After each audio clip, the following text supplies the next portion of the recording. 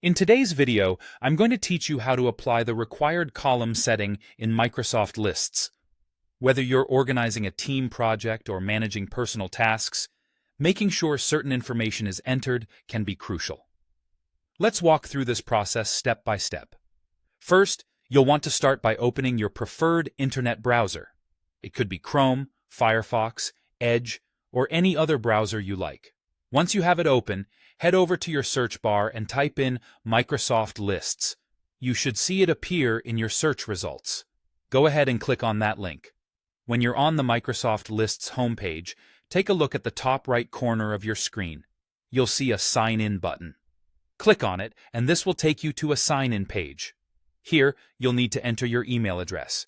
Make sure it's the one that's linked to your Microsoft account. Once you've entered your email, go ahead and type in your password. This will sign you in and confirm your registration to use Microsoft Lists. If you're setting this up for the first time, follow any additional prompts to complete your account setup. Now that you're signed in, you'll want to navigate to the specific list where you intend to make a column required. You may have several lists, so either select from your existing ones or create a new list if needed. Once you're in the list, look for the column that you want to modify. Once found, you'll need to access the edit settings for this column. There should be an option labeled Edit Column visible.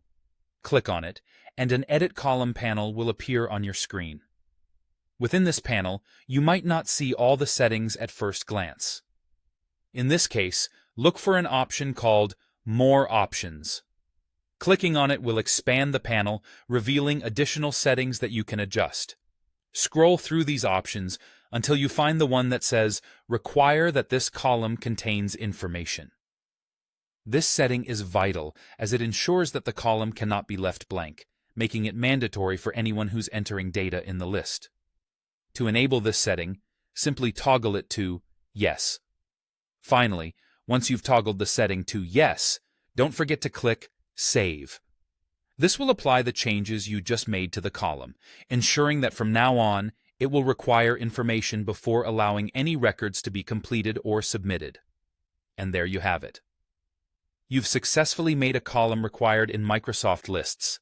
This small change can make a big difference in maintaining the accuracy and completeness of your data, helping you keep everything organized and up to date.